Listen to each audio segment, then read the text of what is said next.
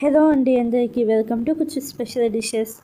Rayalaseema special బెండకాయ బజ్జీ ఎలా చేసుకోవాలో చూపిస్తున్నాను. చాలా టేస్టీగా ఉండిద్ది.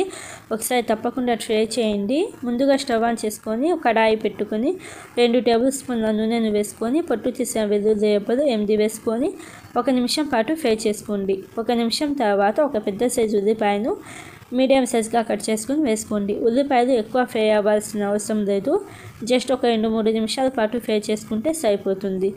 2-3 నిమిషాల తర్వాత 2 పెద్ద సైజు టమోటాలను మీడియం సైజ్గా కట్ చేసుకొని వేసుకోండి. బాగా పండిన టమోటాలు, నాటు టమోటాలు తీసుకోండి. టేస్ట్ అనేది బాగుండిద్ది.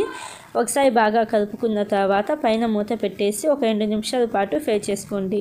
2 నిమిషాల తర్వాత పసుపు ఒక 1/2 టీ స్పూన్ దాకా వేసుకొని ఒకసారి బాగా కలుపుకొని పైన మూత పెట్టేసి టమోటాలు కొంచెం లైట్గా సాఫ్ట్గా అయ్యేదాకా ఉడికించుకోండి.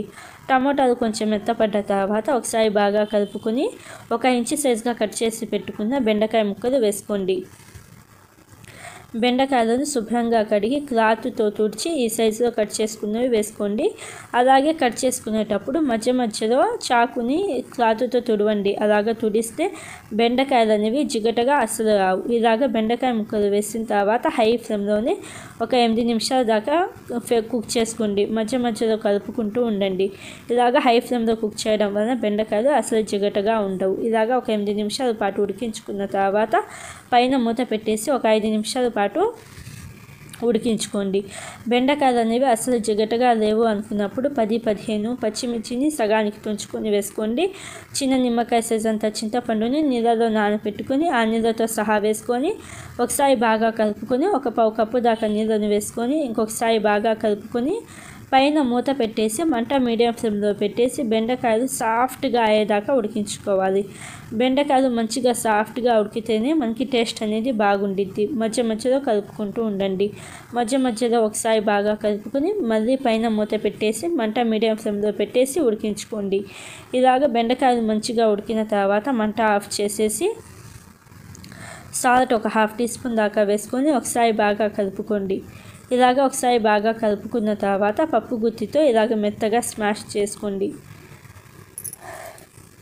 పప్పు గుత్తితో మంచిగా మెదుపుకున్న తర్వాత సన్నగా కట్ చేసిన కొత్తిమీర కూడా వేసుకొని ఇంకొకసారి బాగా ఇలాగ మెత్తగా గ్రైండ్ చేసుకోండి. బాగా మెత్తగా గ్రైండ్ చేసుకున్న తర్వాత ఈ పచ్చడిని ఒక గిన్నెలోకి వేసుకోండి. ఇప్పుడు తాలింపు కోసం స్టవ్ ఆన్ చేసుకొని కడాయి పెట్టుకుని ఒక 2 టేబుల్ స్పూన్ల దాకా నూనెను వేసుకొని తాలింపు దినుసులు ఒక 2 టీ స్పూన్లు వేసుకోండి. ఆవాలు, జీలకర్ర, పచ్చిశనగపప్పు, మినప్పప్పు వేసుకొని ఒక 2-3 రెమ్మల కరివేపాకు వేసుకొని తాలింపును దోరగా వేయించుకోవాలి. తాలింపును దోరగా వేయించుకున్న తర్వాత మంట ఆఫ్ చేసేయండి. మంట ఆఫ్ చేసేసి ఈ తాలింపుని పచ్చడిలో వేయండి. తాలింపుని పచ్చడిలో వేసేసి ఒకసారి బాగా కలుపుకొని సర్వ్ చేసుకోవాలి. వేడి వేడి అన్నంలోకి అయితే చాలా టేస్టీగా ఉండిద్ది.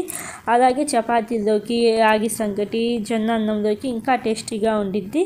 చూసి మీరు కూడా ఒకసారి తప్పకుండా ట్రై చేయండి. అస్సలు మిస్ కాకుండా ఒకసారి తప్పకుండా ట్రై చేసి ఎలా అనిపించిందో కామెంట్స్లో చెప్పండి. Thank you.